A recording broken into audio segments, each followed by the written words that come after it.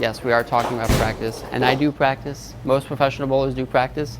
We may tell you otherwise, but we do need a bunch of it.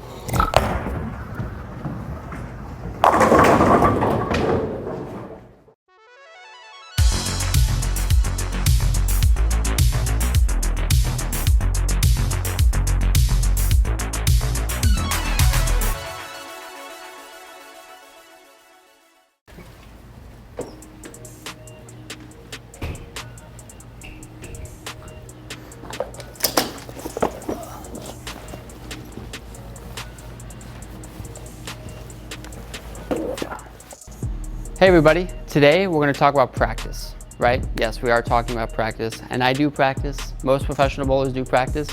We may tell you otherwise, but we do need a bunch of it. So today we're going to talk about what my practice regimen is. We're going to go through it. We're going to go through my whole setup, really. And, hopefully you like some of it. Maybe I need to work on some of it. I'm looking forward to hearing from you guys on it, but yeah, it's going to be fun. My practice sessions are not as long as they used to be, that's for sure. When I was younger, I definitely practiced for hours at a time. 14-year-old me was at the bowling center for 3 to 5 hours at a time, bowling as many games as I could, rapid fire, and 29-year-old me takes it a little more deliberate. You'll probably see me practice from anywhere 30 minutes to an hour, depending on what I'm working on. When I'm working on certain patterns, getting ready for the PBA tour, they last a little longer because I like to break the lane down. But today, we're just gonna work on some physical game stuff, make sure my ball's feeling good. I haven't bowled a whole lot recently, so my next tournament up is the USBC Nationals. So it's about time I start practicing and getting ready for that. Most importantly, I try to, get ready the same way every time. I try to make sure that I'm using the same tape, the same amount of tape. First and foremost, I'm gonna make sure my ball feels good before I throw any shots. Day to day, I feel like my hand changes so rapidly, so I either retape a thumb just about every time I bowl. Who knows? I have some of the essentials here. For those of you that follow along and you can tell that we're at Turbo Tech, I do use all Turbo products. You'll see me use the green mint tape on my thumb. I use Big Red on my fingers.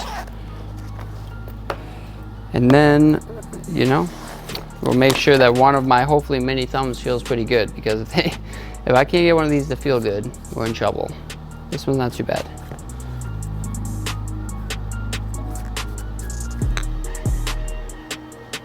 I actually write on some of them. I scribe them. It tends to help. Yep, I think that's the one for today.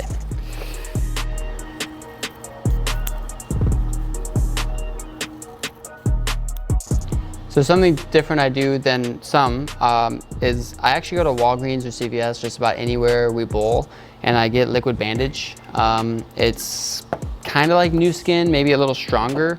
I have like really clammy hands sometimes, especially when we go to really warm places or humid places. So I actually put this liquid bandage on before I put any tape on, because it helps for the tape to stick, but two, when I take the tape off, I don't feel like it rips my skin as much. Sometimes, or when I super glue my tape on, or I see people super glue the tape on, like my hand would not respond to that very well. So something a little different.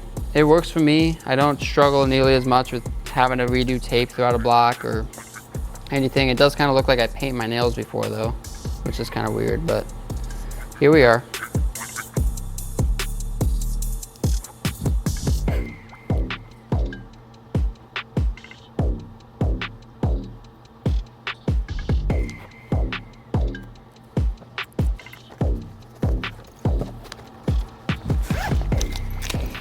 All right, so we're taped up.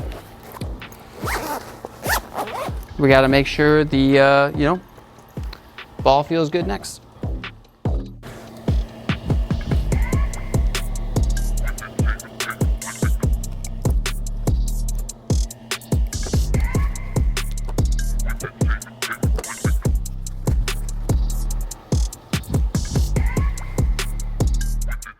I may have bowled already today, so I'm not gonna go through the whole stretching routine I normally would, but normally I'd spend probably 10 to 15 minutes stretching, doing a couple jumping jacks, getting loose, getting warmed up. But I have bowled a little bit today. I'm not gonna lie to you guys. And I have already oiled the lanes. So I'm not gonna go through that process with you guys today, but if able, you know, try to ask bowling centers to oil, go bowl on fresh, go bowl on sport patterns as often as possible, especially if you're trying to get better. I can't tell you last time I bowled on a house shot, maybe a tournament that I bowled, but it's been a long time. Pretty much every single time I put my shoes on, I'm bowling on something fairly difficult, and it's just training my mind and, you know, body. Repetition means way more than what the results say. I'm not a very results-oriented person, especially in practice, so I try to always practice on something pretty difficult.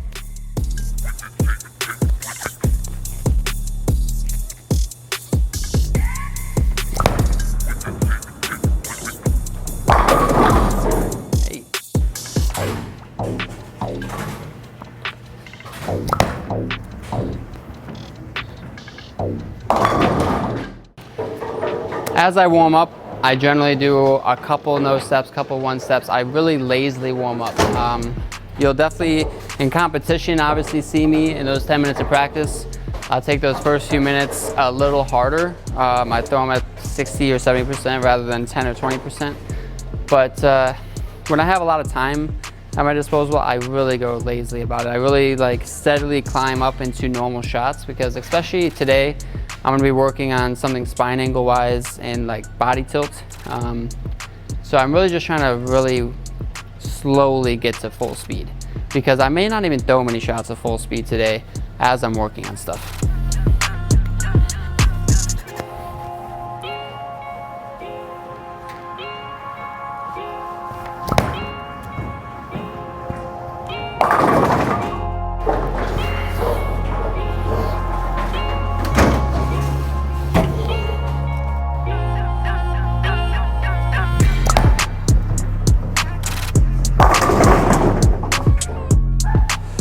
Most practice sessions that I have, especially working on physical stuff, I bring out a ball. I won't run through bowling balls. I'm not really trying to strike at all. Like, as I'm warming up, I'm already really focusing on what I'm trying to work on. And again, today, I spoke about it. It's more spine angle. I have a horrible habit of diving after the ball, chasing it, I call it, where when I get into the approach, when I drop it into the swing, my chest goes with it. So I'm really trying to get a feel today of when I drop the ball into the swing, my chest almost goes up. And to get the repetition feel of that, it is hard for one, because when I watch on video, feel versus real, it is totally different. But I'm trying in my setup to really feel like I pop the chest out, feel some tightness in my lower back. Really trying to maintain that the whole way.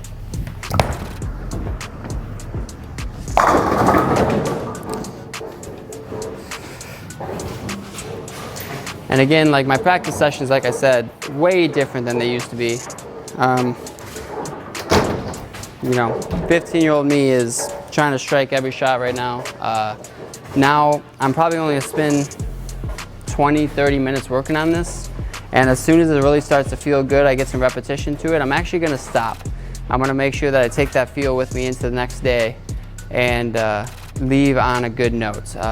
All too often I see people practicing, working on something, they don't get it. And when they finally get it, they try to, you know, hammer it in. And, you know, to a point that's good, but you can over practice. You can definitely overwork it. I'm very much a feel bowler, so once I get a feel a couple times, I feel pretty good about it.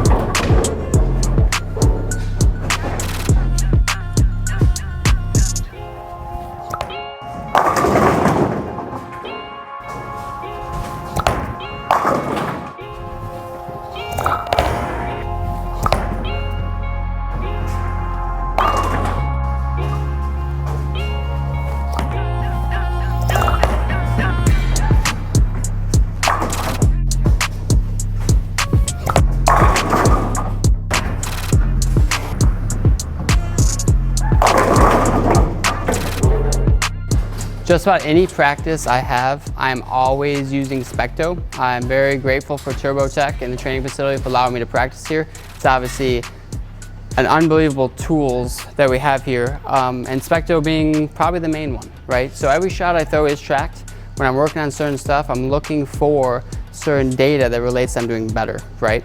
When you're practicing, yes, not every bowling alley has Specto, not every bowling alley has all the tools that you need. But most of you that have iPhones or phones in general can videotape shots. Videotape as many shots as you can. It is so valuable to watch yourself bowl and watch yourself progress. One, from a confidence standpoint, but two, just the knowledge of knowing that what you're working on is working and it is changing. So, so far I've had a pretty good practice session working on, again, some spine tilt, some body posture related stuff. And the numbers in Specto are starting to relate to that or translate that I'm doing well. So huge confidence boost for me as I practice, having that information to show that it's working.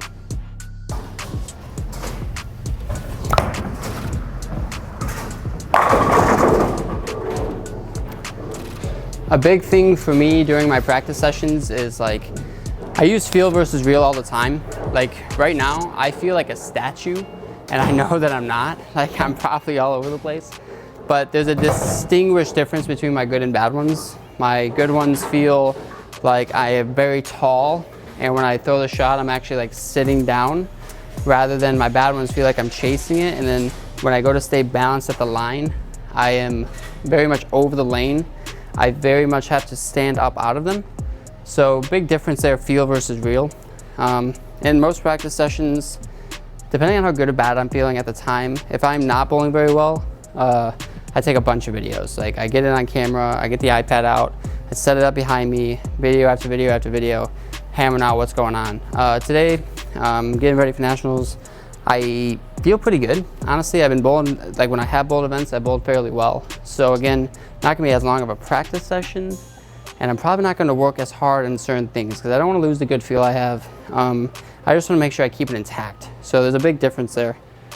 For those of you learning to get better, working on things to really progress your game forward, it's really important to note that process makes results. Results don't make the process any easier. So make sure that you practice with a purpose. Make sure you're throwing shots, not just to knock 10 pins over, but to throw shots that you feel good about. And I think that's the big thing that I've learned practicing now versus when I practiced 15 years ago is I now practice with a purpose to throw good shots versus practicing to get good results.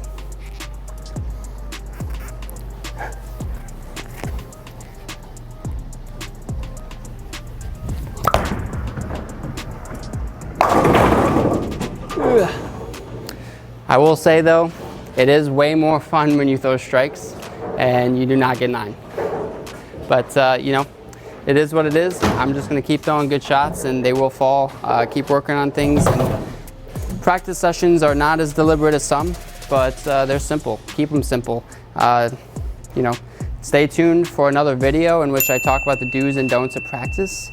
But this is my practice session. I'm gonna keep going for a little while. It's kind of lazy, kind of simple, but keep a one-track minded. I have a goal when I walk in today. I'm working on spine tilt. I'm gonna keep working on it until I feel good about it, and then I'm gonna leave here feeling good about it. So thanks for watching. Tune into the next video. Thanks for watching. If you like what you see, make sure you subscribe and turn on notifications so you never miss a video.